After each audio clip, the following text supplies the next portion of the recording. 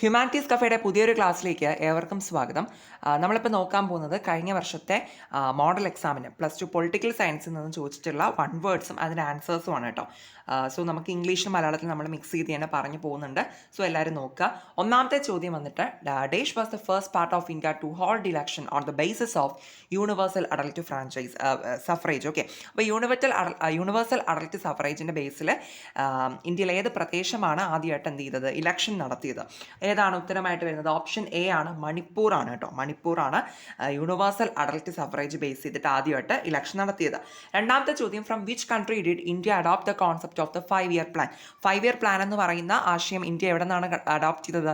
USSR അല്ലെങ്കിൽ റഷ്യയിൽ നിന്നുമായിരുന്നു എന്താണ് 5-year പ്ലാൻ എന്ന് പറയുന്ന ആശയം ഇന്ത്യ കടമെടുത്തത്. ഓക്കെ, USSR കേട്ടോ ആൻസർ ആയിട്ട് വരുന്നത്. ഇനി തേർഡ് ക്വസ്റ്റ്യൻ എന്ന് പറയുന്നത്, the book limits to growth which discusses എൻവയോൺമെന്റൽ issues is published by dash.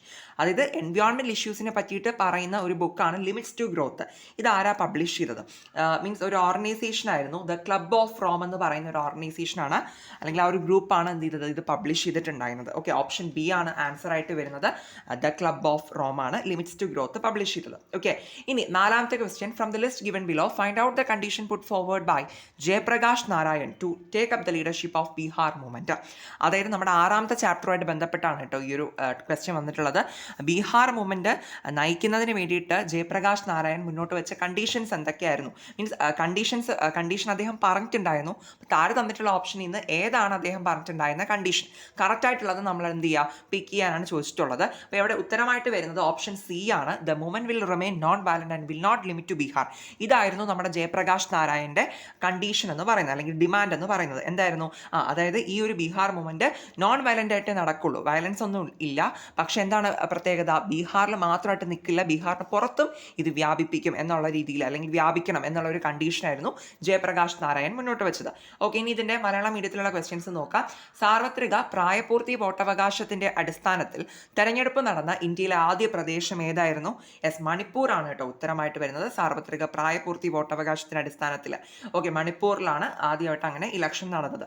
ഇനി രണ്ടാമത്തെ ചോദ്യം, ഏത് രാജ്യത്തു നിന്നുമാണ് ഇന്ത്യ പഞ്ചവത്സര പദ്ധതി എന്ന ആശയം സ്വീകരിച്ചത്? ഏതാണ്? നമ്മുടെ USSR അല്ലെങ്കിൽ റഷ്യയിൽ നിന്നുമായിരുന്നു എന്ത് ചെയ്തത്, പഞ്ചവത്സര പദ്ധതി എന്ന് പറയുന്ന ആശയം ഇന്ത്യ കടമെടുത്തത്. ഓക്കെ ആണല്ലോ, USSR ആണ് ആൻസർ ആയിട്ട് വരുന്നത്. ഇനി മൂന്നാമത്തെ ചോദ്യം, പരിസ്ഥിതി പ്രശ്നങ്ങളെ കുറിച്ച് ചർച്ച ചെയ്യുന്ന ലിമിറ്റ്സ് ടു ഗ്രോത്ത് എന്ന പുസ്തകം പ്രസിദ്ധീകരിച്ചത് ഡാഷ് ആണ്. Okay, that is limits to growth എന്ന് പറയുന്ന ഒരു ബുക്കാണ്. ആ ഒരു ബുക്ക് എന്താണ്, പരിസ്ഥിതി പ്രശ്നങ്ങളെ പറ്റിയിട്ടാണ് പറയുന്നത് അല്ലേ. അപ്പോൾ ലിമിറ്റ്സ് ടു ഗ്രോത്ത് എന്താണ് പ്രസിദ്ധീകരിച്ചത്? ഓപ്ഷൻ ബി ആണ് ഉത്തരം, club of Rome. Okay, club of Rome ആണ് പ്രസിദ്ധീകരിച്ചത്. ലിമിറ്റ്സ് ടു ഗ്രോത്ത് എന്ന് പറയുന്ന ടെക്സ്റ്റ് ബുക്ക് ബുക്ക് എന്താണ് പബ്ലിഷ് ചെയ്ത ആരാണ്? ക്ലബ് ഓഫ് റോം ആണ്. ഇനി നാലാമത്തെ ചോദ്യം, താഴെ കൊടുത്തിരിക്കുന്നവയിൽ നിന്നും ബീഹാർ പ്രസ്ഥാനത്തിന്റെ നേതൃത്വം ഏറ്റെടുക്കാൻ ജയപ്രകാശ് നാരായൺ മുന്നോട്ട് വെച്ച നിബന്ധന കണ്ടെത്തുക. ഓക്കെ, അതായത് നമ്മുടെ ആറാമത്തെ പാഠമായിട്ട് ബന്ധപ്പെട്ടാണ് ഈ ഒരു ക്വസ്റ്റ്യൻ വന്നിട്ടുള്ളത്.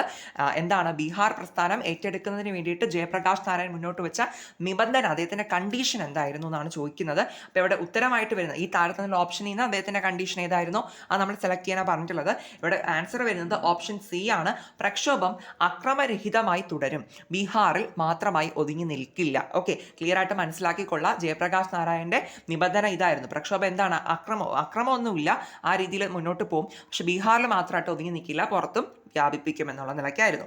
ഓക്കെ, ഇനി അഞ്ചാമത്തെ ചോദ്യം ഇംഗ്ലീഷ് മീഡിയത്തിൽ അത് നോക്കി. Find out the popular movement which stood four forest protection in Uttarakhand. Okay, അതായത് ഉത്തരാഖണ്ഡിൽ ഫോറസ്റ്റ് പ്രൊട്ടക്ഷനുമായിട്ട് ബന്ധപ്പെട്ട് നടന്ന എന്താണ് ജനകീയ പ്രസ്ഥാനം, പോപ്പുലർ മൂവ്മെന്റ് ഏതാണെന്ന് ചോദിക്കുന്നത്. ചിപ്കോ മൂവ്മെന്റ് ആണ് ഉത്തരമായിട്ട് വരുന്നത്. ഉത്തരാഖണ്ഡാണ് പ്ലേസ്, മനസ്സിലാക്കി വെച്ചേക്കുക. ഇനി ആറാമത്തെ ചോദ്യം, identify the name of leader and party lead the popular struggle in east Pakistan against the domination of west Pakistan. അതായത് നമ്മുടെ ഇന്ത്യ ബംഗ്ലാദേശ് വാറുമായിട്ട് ബന്ധപ്പെട്ടാണ് ഈ ഒരു ക്വസ്റ്റ്യൻ വന്നിട്ടുള്ളത്. നാലാമത്തെ പാഠത്തിൽ നിന്ന് ഈസ്റ്റ് പാകിസ്ഥാനിൽ എന്താണ് സ്ട്രഗിൾ നയിച്ച, അല്ലെങ്കിൽ ആ ഒരു സമരം നയിച്ച ലീഡർ ആരാണ്, പാർട്ടി, അദ്ദേഹത്തിന്റെ പാർട്ടിയുടെ പേരെന്താണ്? ആൻസർ വരുന്നത് ലീഡർ. ഇത് 2 മാർക്കിന്റെ ക്വസ്റ്റ്യൻ ആണ്, ശ്രദ്ധിക്കുക. അപ്പോൾ ലീഡറിന്റെ പേര് എഴുതണം, അദ്ദേഹത്തിന്റെ പാർട്ടി എഴുതണം. ഉത്തരമായി വരുന്നത് ഷെയ്ഖ് മുജീബർ റഹ്മാൻ ആണ് കേട്ടോ. ഷെയ്ഖ് മുജീബർ റഹ്മാൻ ആയിരുന്നു അവിടുത്തെ ഈസ്റ്റ് പാകിസ്ഥാനിലെ ലീഡർ.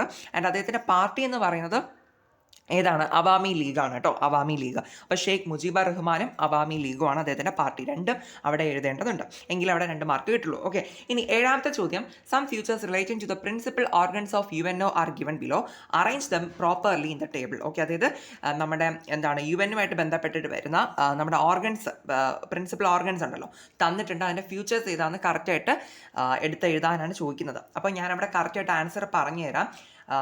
ആദ്യം നമുക്ക് വന്നിട്ടുള്ളത് സെക്രട്ടേറിയറ്റ് ആണ്. ഓക്കെ, സെക്രട്ടേറിയറ്റ് ആണ് തന്നിട്ടുള്ളത്. ഓക്കെ, അപ്പോൾ സെക്രട്ടേറിയറ്റ് എന്ന് പറയുമ്പോൾ അവിടെ നമുക്ക് വരുന്നത് ഈ 3rd പോയിന്റ് ആണ് കേട്ടോ. ഞാനൊന്ന് മാർക്ക് ചെയ്യാവേ. 3rd പോയിന്റ് ആണ് നമുക്ക് എന്താണ് ആൻസർ ആയിട്ട് വരുന്നത്. ഓക്കെ, 3rd പോയിന്റ് ആണ് സെക്രട്ടേറിയറ്റ് ബേസ് ചെയ്തിട്ട് ആൻസർ ആയിട്ട് വരുന്നത് കേട്ടോ. സെക്രട്ടേറിയറ്റിൽ എന്താണ്? ഹെഡഡ് ബൈ സെക്രട്ടറി ജനറൽ അല്ലേ? സെക്രട്ടേറിയറ്റിൻ്റെ പ്രത്യേകതയാണ് അവിടെ ഒരു സെക്രട്ടറി ജനറൽ ആയിരിക്കും ഹെഡായിട്ട് ഉണ്ടാവുന്നത്. അത് മനസ്സിലായല്ലോ? Okay, secretariat headed by secretary general ആണ് ആൻസർ ആയിട്ട് അവിടെ വരുന്നത്. ഓക്കെ, ദെൻ ഇനി security council. Okay, security council ഏതായിരിക്കും വരുന്നുണ്ടാവുക? സെക്യൂരിറ്റി കൗൺസിലിൽ വരുന്നത് ഏതാണ്? It consist of 5 permanent members and 10 non permanent members. 1ാമത്തെ പോയിന്റ് ആണ് അവിടെ സെക്യൂരിറ്റി കൗൺസിലുമായിട്ട് ബന്ധപ്പെട്ട് എന്താണ് ആൻസർ ആയിട്ട് വരുന്നത്. ഓക്കെ, ഞാനൊന്ന് മാർക്ക് ചെയ്തോട്ടെ. ഇതാണ് നമുക്കവിടെ ഉത്തരമായിട്ട് വരുന്നത്. ഓക്കെ, ക്ലിയർ ആണല്ലോ? സെക്യൂരിറ്റി കൗൺസിലുമായിട്ട് ബന്ധപ്പെട്ട് ഈ ഒരു ഫസ്റ്റ് പോയിന്റ് ആണ് നമുക്ക് ആൻസർ വരുന്നത്. അതിനകത്ത് 5 പെർമനൻറ്റ് മെമ്പേഴ്സും ഉണ്ട്, അതുപോലെ തന്നെ എന്താണ് 10 നോൺ പെർമനൻറ്റ് മെമ്പേഴ്സുമാണ് സെക്യൂരിറ്റി കൗൺസിലിനകത്ത് ഉണ്ടാവുക. ഇതല്ലാണ്ടും 1 വേർഡ് ആയിട്ട് ചോദിക്കാൻ ചാൻസ് ഉണ്ട്. ഇമ്പോർട്ടൻ്റ് ആണ്, നോക്കി വെച്ചേക്കാം കേട്ടോ ആ ഒരു പോയിന്റ്. ഓക്കെ, ദെൻ ഇനി അടുത്ത ഏതാണ്?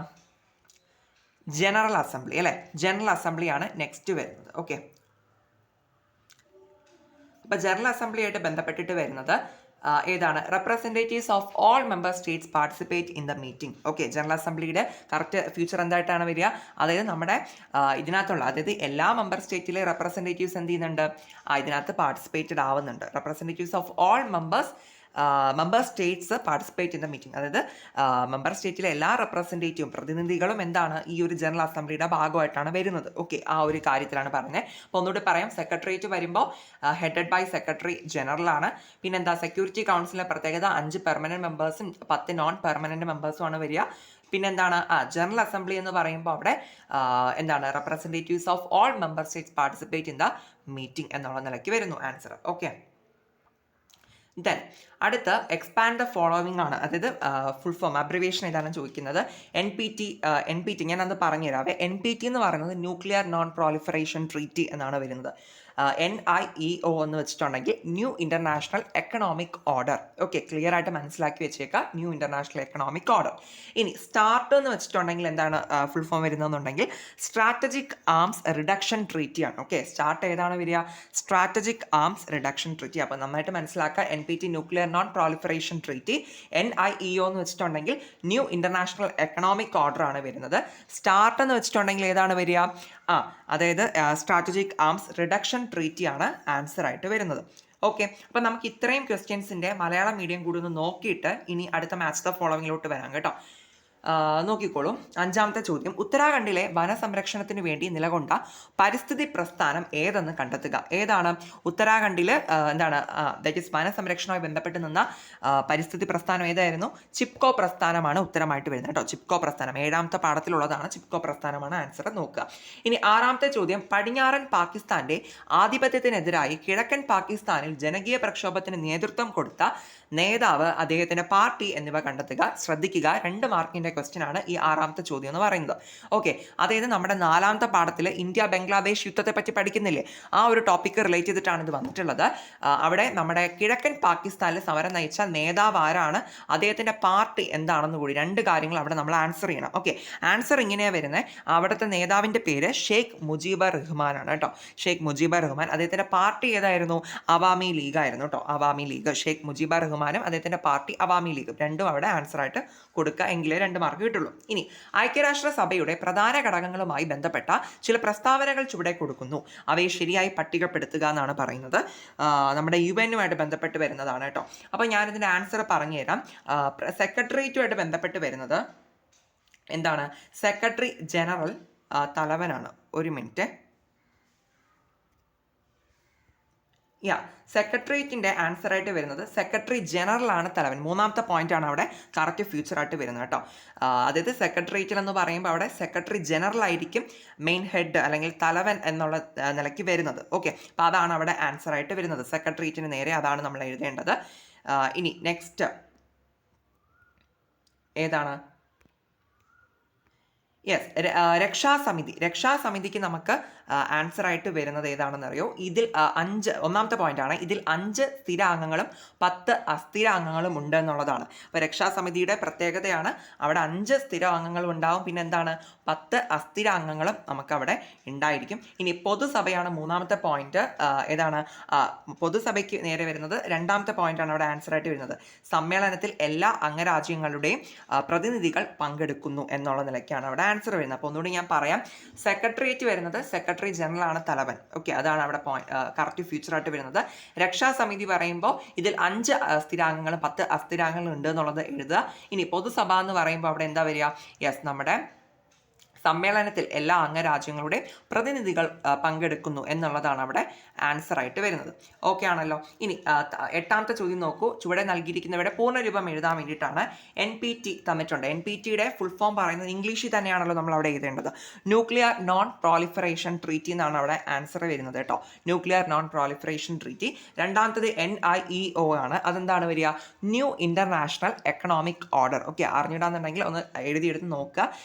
NIEO എന്ന് വെച്ചിട്ടുണ്ടെങ്കിൽ എന്താണ്? ന്യൂ ഇന്റർനാഷണൽ എക്കണോമിക് ഓർഡർ ആണ് ഫുൾ ഫോം വരുന്നത്. ഇനി മൂന്നാമത്തെ സ്റ്റാർട്ടാണ്. സ്റ്റാർട്ട് എന്ന് പറയുമ്പോൾ അതിൻ്റെ ഫുൾ ഫോം വരുന്നത് എങ്ങനെയാണ്? സ്ട്രാറ്റജിക് ആംസ് റിഡക്ഷൻ ട്രീറ്റി എന്നുള്ള രീതിക്കാണ് വരുന്നത്. Okay, strategic arms reduction treaty. Okay, അതാണ് നമ്മുടെ സ്റ്റാർട്ടിന് വരുന്നത് കേട്ടോ. Strategic arms reduction treaty. അപ്പോൾ NPT nuclear non proliferation treaty. NIEO എന്ന് വെച്ചിട്ടുണ്ടെങ്കിൽ ന്യൂ ഇന്റർനാഷണൽ എക്കണോമിക് ഓർഡർ ആണ്. സ്റ്റാർട്ട് എന്ന് വെച്ചിട്ടുണ്ടെങ്കിൽ strategic arms reduction treaty. Okay, അപ്പോൾ ഇനി നമുക്ക് 2 മാച്ച് ദ ഫോളോവിങ് കൂടിയുണ്ട്. അപ്പോൾ അതുകൂടി നമുക്ക് അടുത്ത് പറയാം കേട്ടോ.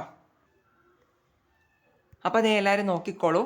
ഇനി അടുത്ത് വരുന്ന ക്വസ്റ്റ്യൻ ആണ് ഈ ഒരു മാച്ച് ദ ഫോളോവിങ് കേട്ടോ. ഈ മുകളിൽ കാണുന്നത് ക്വസ്റ്റ്യൻ ആണ്, അതിൻ്റെ ആൻസറാണ് താഴെ കൊടുത്തിട്ടുള്ളത്. നോക്കിക്കോളൂ. അപ്പോൾ ഇംഗ്ലീഷ് മീഡിയംകാരും മലയാളം മീഡിയംകാരും ഒരുപോലെ ഒന്ന് നോക്കിക്കോളൂ. നമുക്ക് ആൻസറിലോട്ട് പോകാം. ഓക്കെ, റാം മനോഹർ ലോഹിയ എന്ന് പറയുന്നത് എവിടെ? ഇത് കറക്റ്റ് ആൻസർ ആണ് കേട്ടോ. ഞാനതൊന്ന് ഓക്കെ, ഇപ്പം ക്ലിയർ ആണല്ലോ. ഇത് കറക്റ്റ് ആൻസർ ആണ്. റാം മനോഹർ ലോഹിയ എന്ന് പറയുന്നത് സോഷ്യലിസ്റ്റ് നേതാവാണ്. അതാണ് സോഷ്യലിസ്റ്റ് വരുന്നു. പിന്നെ അദ്ദേഹത്തിൻ്റെ പ്രധാനപ്പെട്ട ആശയമാണ് നോൺ കോൺഗ്രസിസം എന്ന് പറയുന്നത്. Okay, non Congressism. Ram Manohar Lohia socialist, non Congressism. ഇത് നോൺ കോൺഗ്രസിസം എന്ന് പറയുന്ന ആശയം കൊണ്ടുവന്നത് ആരാണെന്ന് ചോദിക്കാറുണ്ട് വൺ വേർഡിന്. അപ്പോൾ റാം മനോഹർ ലോഹിയാണ്. അപ്പോൾ അത് ക്ലിയർ ആയിട്ട് മനസ്സിലാക്കി വയ്ക്കുക. ഇനി അയാറാം ഗയാറാം എന്ന് പറയുന്നത് ഡിഫക്ഷനുമായി ബന്ധപ്പെട്ട് വരുന്ന ഡയലോഗാണ് അല്ലേ. അയാറാം ഗയാറാം ഡിഫക്ഷൻ അല്ലെങ്കിൽ കൂറുമാറ്റവുമായി ബന്ധപ്പെട്ട് വരുന്നു. എവിടെയായിരുന്നു? ഹരിയാന. ഓക്കെ, നമുക്കതിൻ്റെ സന്ദർഭമൊക്കെ അറിയുന്നുള്ളതാണ്, ഞാനത് എക്സ്ട്രാ പറയുന്നില്ല. അയാറാം ഗയാറാം ഡിഫക്ഷൻ, ഹരിയാന കൂറുമാറ്റം. ക്ലിയർ. ഇനി ഇന്ദിരാഗാന്ധിയായിട്ട് ബന്ധപ്പെട്ട് വരുന്നതാണ് ഗരീബി ഹഠാവോ. അത് സെപ്പറേറ്റ് ആയിട്ടും ഒക്കെ ചോദിക്കാറുണ്ട്. ഓക്കെ, ഇമ്പോർട്ടൻ്റ് ആണ്. ഇന്ദിരാഗാന്ധി ഗരീബി ഹഠാവോ എന്ന് പറയുന്ന സ്ലോഗനുമായിട്ട് ബന്ധപ്പെട്ട് വരുന്ന വ്യക്തിയാണ്. പിന്നെ എന്താ? 10 പോയിന്റ് പ്രോഗ്രാം. അത് ഇന്ദിരാഗാന്ധി കൊണ്ടുവന്ന പദ്ധതിയാണ് എന്താ? 10 പദ്ധതി എന്ന് പറയുന്നത്, 10 പോയിന്റ് പ്രോഗ്രാം. അപ്പോൾ ഇത് നിങ്ങൾ മനസ്സിലാക്കുക. ഇത് 3 കാര്യങ്ങളും നിങ്ങൾ ക്ലിയർ ആയിട്ട് മനസ്സിലാക്കുക. ഇത് നമുക്ക് വൺ വേർഡ് ആയിട്ട് സെപ്പറേറ്റ് ആയിട്ട് PYQസിലൊക്കെ ഒത്തിരി തവണ ചോദിച്ചിട്ടുള്ളതാണ് ഈ 3 പോയിന്റ്സുകൾ എന്ന് പറയുന്നത് കേട്ടോ. അപ്പോൾ ഈ 3 ചോദ്യങ്ങളും എന്താണ് കൃത്യമായിട്ട് നിങ്ങൾ മനസ്സിലാക്കുക. ഇനിയും വരാൻ ചാൻസ് ഉണ്ട്. ഓക്കെ, ഇനി അടുത്ത് വരുന്ന ഒരു മാച്ച് ദ ഫോളോവിങ് ആണ് ഈ ഒരു ക്വസ്റ്റ്യൻ കേട്ടോ. ഇതുകൂടിയാകുമ്പോൾ നമ്മുടെ ഈ വൺ വേർഡ് സെക്ഷൻ എല്ലാം കംപ്ലീറ്റ് ആവുന്നുണ്ട്. അപ്പം ഇംഗ്ലീഷ് മലയാളത്തിലുള്ള ആൾക്കാരൊക്കെ നോക്കിക്കോളൂ. ഇതും വളരെ ഇമ്പോർട്ടൻ്റ് ആണ് കേട്ടോ. ഇനിയും ചോദിക്കാൻ ചാൻസ് ഉണ്ട്. നമുക്ക് നോക്കാം. ഇതിപ്പോൾ ക്വസ്റ്റ്യൻ ആണ്. ഇതിൻ്റെ ആൻസറിലോട്ട് നമുക്ക് നോക്കാം. അതല്ലേ നല്ലത്? ഓക്കെ, സോ കോളത്തിൽ തന്നിട്ടുള്ളത് നോക്കൂ. ഓപ്പറേഷൻ ഡെസേർട്ട് സ്റ്റോം എന്ന് തന്നെയാണ് മലയാളത്തിലും പറയുന്നത്. അത് കറക്റ്റ് അതിൻ്റെ റിലേറ്റ് ചെയ്ത് വരുന്ന ഇതാണ് വീഡിയോ ഗെയിം വാർ എന്ന് പറയുന്നത് ഓപ്പറേഷൻ ഡെസേർട്ട് സ്റ്റോമിൻ്റെ മറ്റൊരു പേരാണ് കേട്ടോ. അല്ലെങ്കിൽ അതിനെ വിശേഷിപ്പിക്കുന്ന മറ്റൊരു പദമാണ് വീഡിയോ ഗെയിം വാർ എന്ന് പറയുന്നത്. ഓക്കെ, ഇത് തന്നെയാണ് ഫസ്റ്റ് ഗൾഫ് വാർ എന്നും അറിയപ്പെടുന്നത് കേട്ടോ. അപ്പോൾ ഇത് മനസ്സിലാക്കി. ഇത് വീണ്ടും ഒക്കെ ചോദിക്കാറുണ്ട് കേട്ടോ. Operation desert storm video game war ആണ്, ഫസ്റ്റ് ഗൾഫ് വാർ എന്നും അറിയപ്പെടുന്നുണ്ട്. ക്ലിയർ. ഇനി ഓപ്പറേഷൻ ഇൻഫിനിറ്റി റീച്ച് എന്ന് പറയുമ്പോൾ എന്താണ്? 1998 അത് നടക്കുന്നത്. പിന്നെ അതുമായിട്ട് മാച്ച് ചെയ്ത് വരുന്ന ഓപ്ഷനാണ് നോക്കൂ, cruise missile attack against al Qaeda in Sudan and Afghanistan. സുഡാനിലെയും അഫ്ഗാനിസ്ഥാനിലെയും അൽ ഖ്വയ്ദയ്ക്കെതിരായ ക്രൂയിസ് മിസൈൽ ആക്രമണമായിരുന്നു എന്ത്, ഓപ്പറേഷൻ ഇൻഫിനിറ്റി റീച്ച് കേട്ടോ. അതിൻ്റെ ഒരു എക്സ്പ്ലനേഷനാണ് അവിടെ നമുക്ക് കൊടുത്തിട്ടുള്ളത്. ഓക്കെ, 1998 നടന്നത്. അപ്പോൾ അത് നിങ്ങൾ എന്താണെന്നുള്ളത് മനസ്സിലാക്കി വയ്ക്കുക. ഇനി ഓപ്പറേഷൻ എൻഡ്യൂറിംഗ് ഫ്രീഡം ആണ് അടുത്ത് പറഞ്ഞിട്ടുള്ളത്. ഗ്ലോബൽ വാർ ഓൺ ടെറർ എന്നാണ് അതിനെ പറയുന്നത്. ദാറ്റ് ഈസ് ഭീകരതയ്ക്കെതിരായ ആഗോള യുദ്ധം എന്നാണ് ഓപ്പറേഷൻ എൻഡ്യൂറിംഗ് ഫ്രീഡത്തെ പറയുക. So operation enduring freedom, global war on terror. പിന്നെ അതെന്തായിരുന്നു, attack against those who suspected behind 9/11 attack. 9/11 ആക്രമണത്തിന് പിന്നിൽ പ്രവർത്തിച്ചു എന്ന് സംശയിക്കുന്നവർക്കെതിരായ ആക്രമണമായിരുന്നു എന്ത്, ഓപ്പറേഷൻ എൻഡ്യൂറിംഗ് ഫ്രീഡം എന്ന് പറയുന്നത്. ക്ലിയർ. ഇനി അടുത്ത ഏറ്റവും ലാസ്റ്റത്തതാണ് ഓപ്പറേഷൻ ഇറാഖി ഫ്രീഡം. ഓക്കെ, 2003 അത് നടക്കുന്നത്, ഓപ്പറേഷൻ ഇറാഖി ഫ്രീഡം.